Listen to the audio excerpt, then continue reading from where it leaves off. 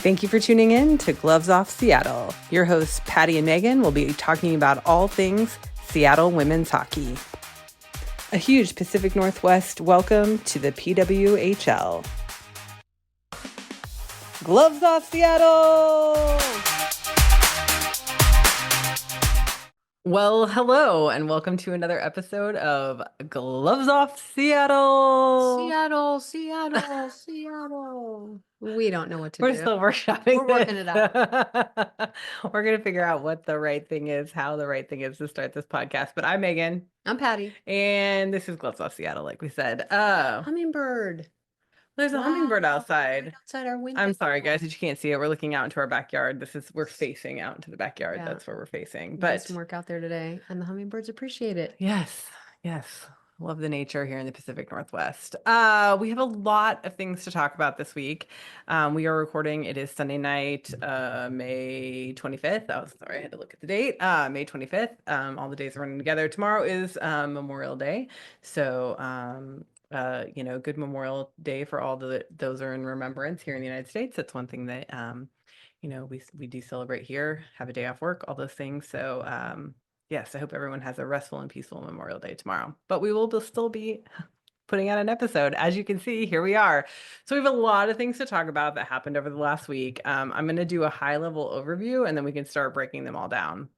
So the first thing is we got the rules for the expansion draft, which we have done some talking about, but we actually got the rules for the expansion draft, and just going to talk a little bit more about those and, all how we feel about that and on and on and on. Then I think the other thing that's not, hockey game related is Seattle got a GM. So we now have, that's right, we now have a general manager, Meg Turner. So we'll talk a little bit about that and how we feel about that.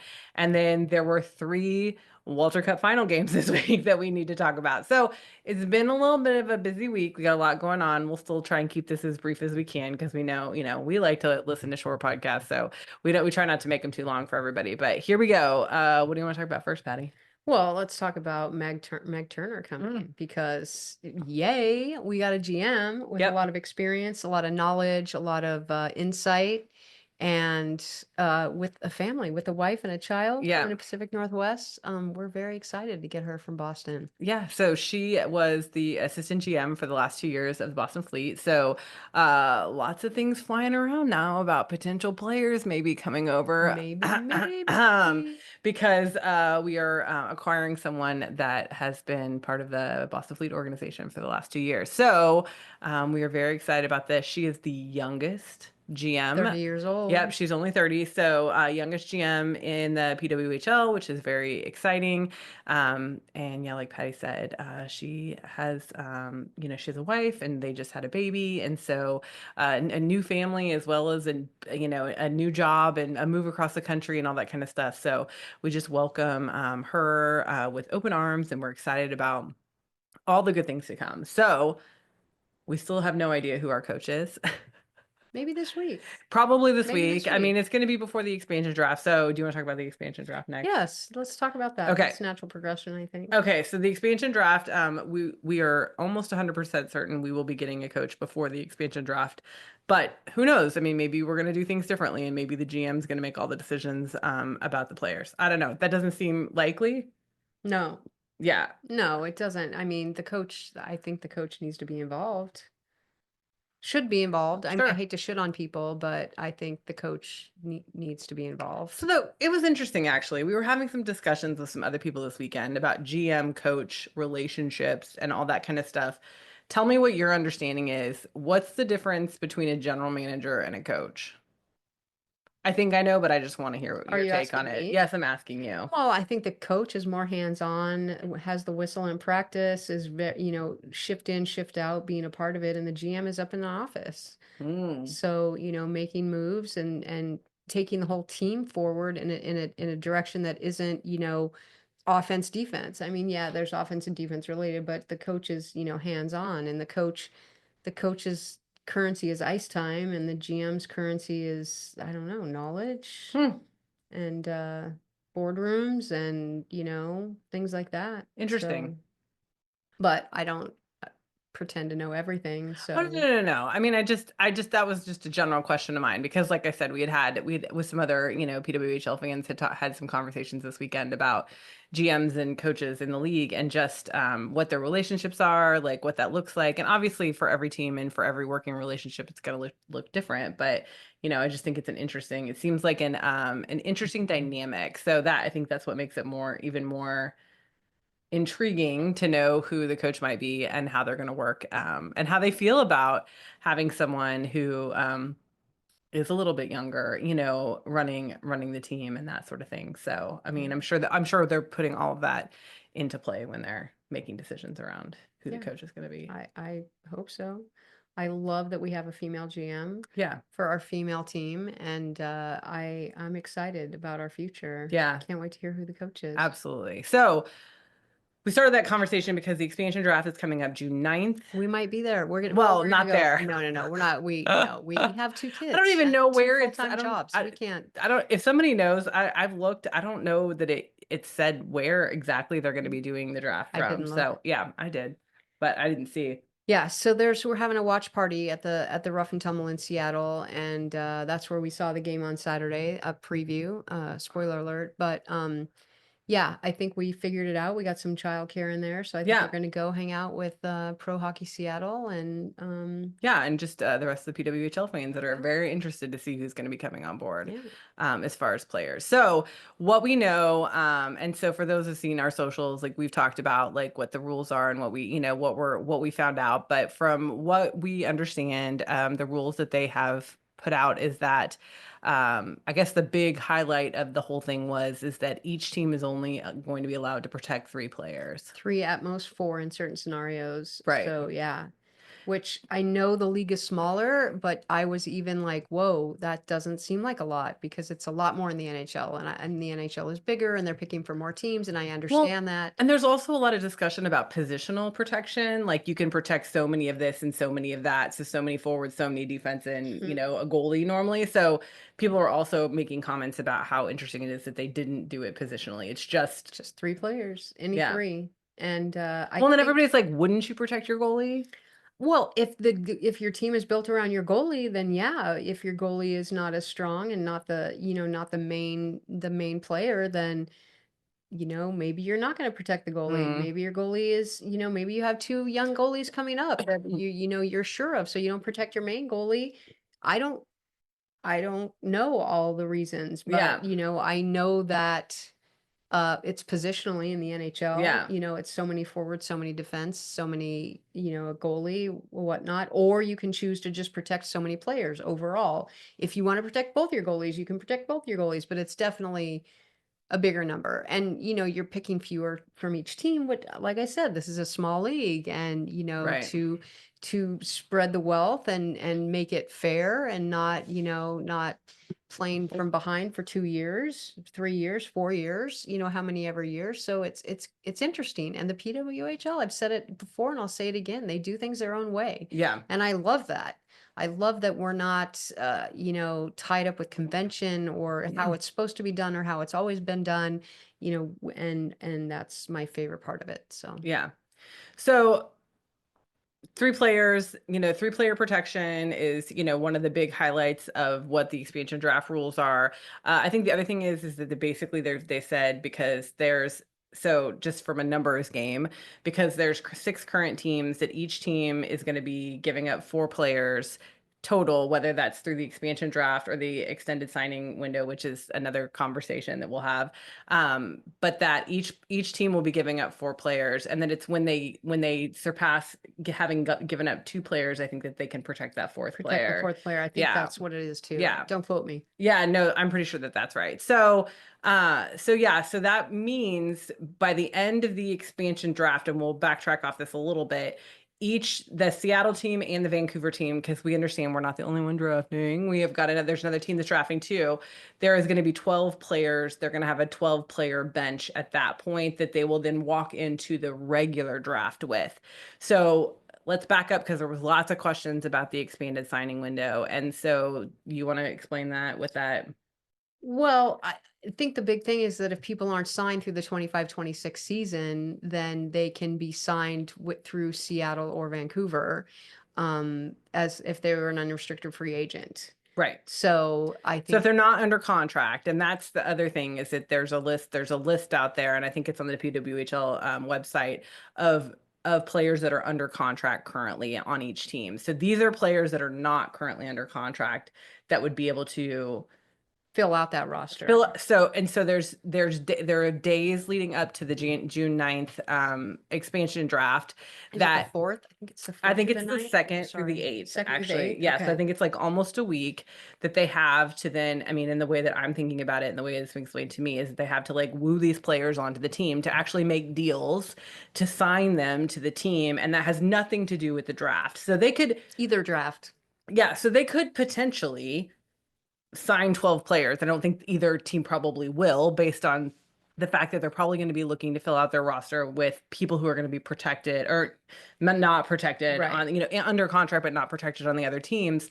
But that they can woo as many players and get signed as many players as they want during that up to 12 under that in that expansion window. Right. And if they do sign those, then they can only take from other teams up to 12. Up right? to They can't 12, take 12 yes. more. So it'll just, Right. so at the end of the day, on June 9th, when the expansion draft is Each team finished, will have 12. each team will have 12 players, either through the extended signing window or through the expansion draft. So hopefully we didn't make that more confusing for everybody. But then the other thing is then we walk into the regular draft, which is June 24th.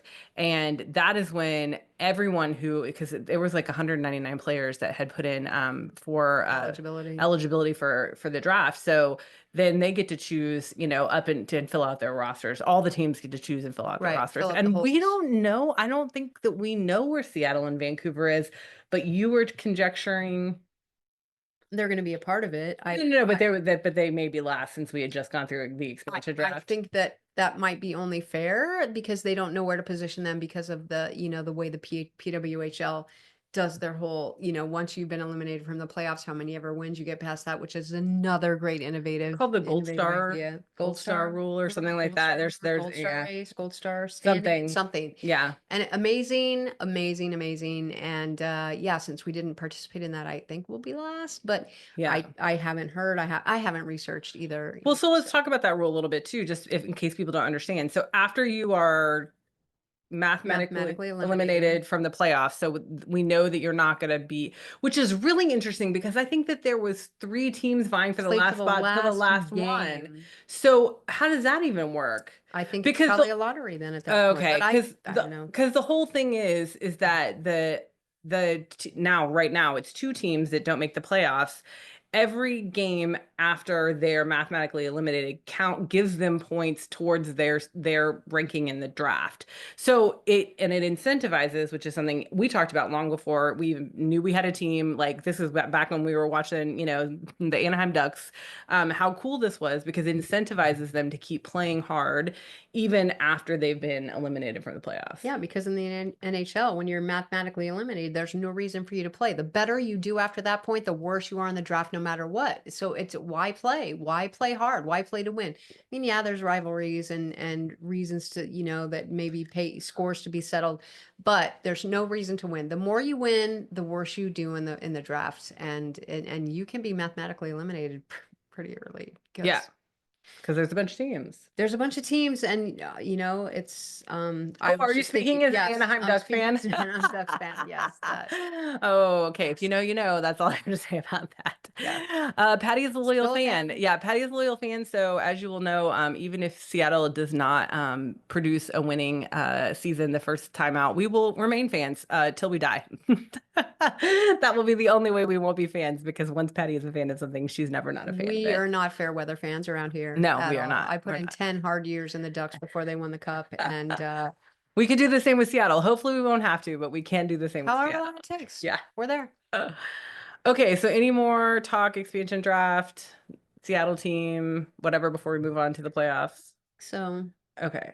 I'm excited. We're going to be there. Oh no, we're really excited. And we're excited. I mean, and we'll talk about this a little bit more that, we got to watch a game with other people. We weren't at the game, but we were in a in a sport at a pub with other people watching the game. It was just fun to feel the atmosphere and that sort of thing. It's probably second best at live hockey. Live hockey is really the best. But let's move back. Let's move back. So there was a game Tuesday, Thursday, and Saturday this week. So this is the Walter Cup final playoff series between the Minnesota Frost and the Ottawa Charge. And so can we can harken back to game one. The really interesting thing, yes, the really interesting thing about this, and I want to put this out there, is that just up until this point, we've played 3 games, and every single game has gone to overtime. Every single game has gone to overtime, and it hasn't been. The games haven't even been similar. Like each game has looked so different. Other than I do feel like it's kind of been won and lost in goal, like for almost every single one of them. But that's another. Anyway, so okay, so harken back Tuesday night. That it was Minnesota at Ottawa. This is the one that I think they were tied. I think they were, no, Ottawa scored in like the second period. Yeah. And led the whole way until Minnesota. Very, very late. Yeah, it was a very late tying goal. And is that the one where she was out of the box? I don't know. The games are running together in my head. If it was, that wasn't late. She wasn't out of the goal late that game. No. It was tied up and then they went ahead. So that might have been game one. It was game. Okay. But it wasn't 1-0. Sorry, I just lost my mic cover. So that was game one. Sorry, the games are running together because they've all been a little similar. But Thursday night we're at the choir concerts. That's why I remember that we did not see this. So in game one, Ottawa scored earlier I think it was in period 2.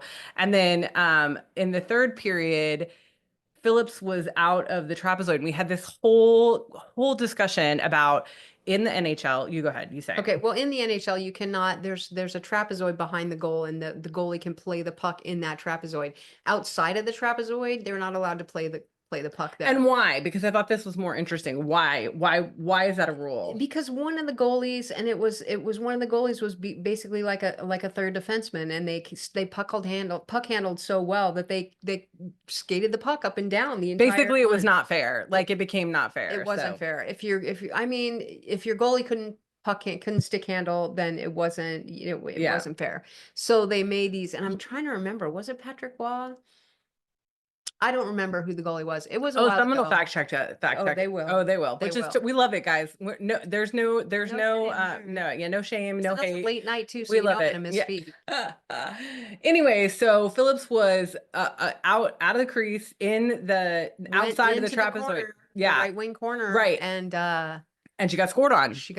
Yeah, so that was the tying goal for game one. So that was the first tying goal. Then they scored again. I think that wasn't the game. That was a winning goal to overtime. Wasn't the game? It wasn't the goal that sent them to overtime. Okay, sorry guys, we're getting it mixed up in our head. Sleeps ago and 3 games. So that one went to overtime and ended. I don't know, relatively quickly. Yeah, but it was relatively quickly, like within 5 minutes. Yeah, it was a pretty quick turnaround. But I think that was the big thing of that game was Phillips being so far out of the goal, number one. And it's funny because I feel like she's a little renegade in that way. I've seen her like play outside just a little bit more, but it's funny because the second 2 games she did not leave did not go to the corners. So maybe she learned her lesson. Okay, so game 2, this was really it was learned her lesson. Sorry, maybe not. Maybe she feels good and to take that risk. I think even the coach said, she took a risk and it didn't work out, and she'll work on it. But we'll see. She didn't venture out right away into the corners in the next game. She's an excellent goalie. There's no shade at all Phillips every game I'm like, she's a wall. Like she is a wall. They are not getting anything past her. So we'll get to the third game because the second game our oldest had a choir concert, so we watched the first period. Well, we watched the first and the second period. There was no score for a second period. Yeah. And then we had to go to, and at the end of the third period it was still 0-0, and it was really funny because I was laughing because I could hear Cheryl Pounder saying like, I can't believe this game is going to go into overtime 0-0. Shout out Cheryl Pounder. Anyway, my favorite commentator. Yeah, I love you, Cheryl. Anyway, And then when we get to the choir concert and sit down, and there's like 10 minutes or less left in the third period, that's when both teams score and tie it up to go into overtime. So, and then yeah, then they went into overtime and Minnesota won. And that was on the way out. That was after the choir concert was over, on the way to ice cream that we got to that we got that result. So yeah, Minnesota won. So And we didn't that really was see any of the goals live. yeah, I we saw didn't the first see. one, the choir concert. I was kind of screaming. She was talking to our neighbors and, Yeah, our friends. And yeah, I would. Yeah, I definitely. We did not get to see any of them live. I saw them on replay, but you didn't see any of them live because we were no, watching on my phone during choir concert. Which I mean, we're good parents, I promise. I was trying to watch the concert. I really was. As a bonus mom, I have to. I have to do it. So I did it. Hmm. Okay, and then game three, which was yesterday, that was Saturday. We Hmm. had so it was an official PWHL watch party at the Rough and Tumble in Seattle, which is an amazing female-owned sports pub, and Does mostly women's yeah, sports. they show all the women's sports teams. They will show other gendered sports playing as well. But if there's a women's sports event on, they're gonna have it on the TV. Like that's Hmm. kind of what their thing is. And so I want to put that out there that this place is amazing, but also it's family friendly. We took our kids because it was like Saturday afternoon, and we were like, okay, let's bring the kids along. And it was a fun atmosphere, and the kids there were many kids running around. Our youngest was the youngest for a while, but then there was a There's a toddler there. Then baby there and a was a toddler. baby. Yeah. So it's a really good place, for It those was that are in great. Seattle, really good location and just a good atmosphere, good vibe. Like, and it felt, we felt really at home there. Very, So, very. so yeah, so that game, I don't even remember. You talk about that game. Well, it ended 2-3. Was it 2-3 or 2-1? Gosh, I'm so bad. Um, It went to overtime. went It to went to overtime at three the end. overtimes. Let's talk about that. Okay, Yeah. because that was really the highlight of that game Yeah. is that it went to three overtimes. So, We did leave the rough and tumble after we regulation. did We had to because get the home and have kids, dinner. well, not just that, but just the kids, like the kids were not gonna hang. Like they were Mm-mm. not gonna hang. They were done. Yeah. With kazoos and all. We brought kazoos, passed some out. I feel like Hockey it was two Seattle to was there. one. I feel like it was I two to think it was one 2-1. because Yeah. I remember we only got to toot once. We only got to toot our kazoos once because there was Yes, there was only only one one goal. charge goal. So Yes.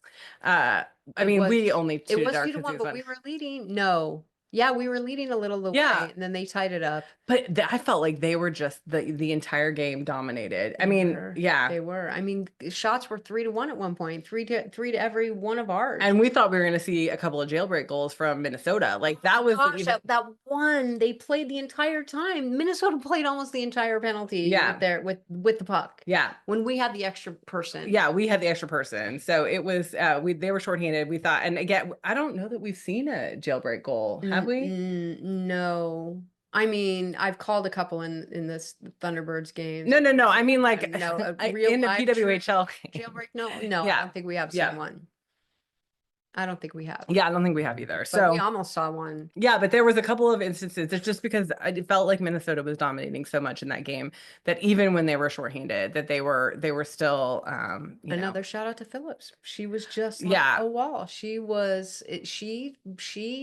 kept us in that game. Yeah. And even when it was 1-1, it felt like it should have been 3-1 Yeah. Minnesota. Yeah. And so, shout out to Gwyneth Phillips because she's just amazing. Yeah, she is. She's a really amazing goalie, Yeah. and it's been really fun. Like, again, we're trying really hard not to fall in love with any players because we don't know. Ottawa, I don't know. She doesn't have much more in her. Maybe you should not protect her. Yeah, I think if Ottawa protects anybody after this series, it's gonna be Phillips. Oh, anyway, so yeah, so that was just it was, again, we we drove all the way home from Seattle. For those that know, that's about an hour for us to get home, and the game was still on, so we still had time to sit down and watch the third overtime. So three overtimes. I think the thing is, I mean, I don't know. This is my conjecture, is that the fact that we've gone to overtime in every game of this series just shows how well matched these teams are. And so Absolutely. that's made it fun. It's made it fun because it's not all one-sided. It's not, and no one's getting killed or creamed or anything. It's just like these games, they're just playing hockey, and it's Hockey's fun. hockey is fun. It's a lot of fun. So, I don't know. I mean, is there anything else?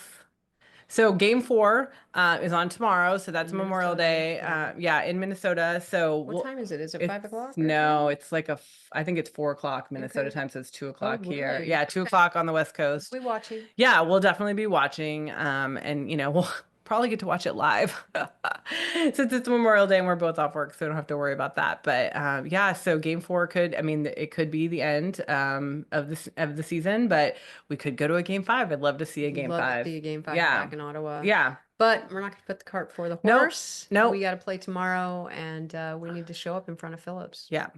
And I think that, the moral of our story is we are sincerely loving having this league to cheer for. I'm so excited about having a team that we can put our full force behind. So I think, and that was the great thing about yesterday, just meeting all the PWHL Seattle fans, like Seattle fans, not just PWHL fans, but like these are people who are going to get to sit next to, who are going to get to cheer next to, all through the season next year. So shout out Ava, shout out Brian, shout out Zoe, shout out Cindy, shout out Becca. We're going to get her name right. Becca. We are going to get your name right, Becca.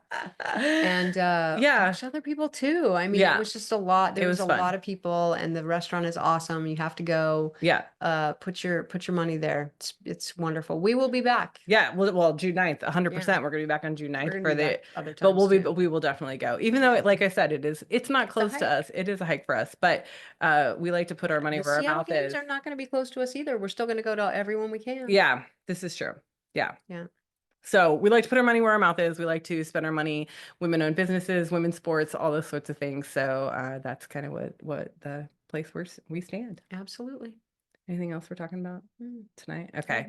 Well, Well, I hope everybody is having a wonderful Memorial Day, as this will come out on that day. And I hope it's restful and relaxing. And we'll catch up because we will have a new Walter Cup champion. What do you call him? Walter Cup winner. I was like finalist. No. Walter Cup champion next week. So we'll record after we figure out who that is. Yeah. Okay. Yay. Go hockey. Go hockey. Bye. Bye-bye. And that's the show. Tune in next time for another episode of Gloves Off Seattle.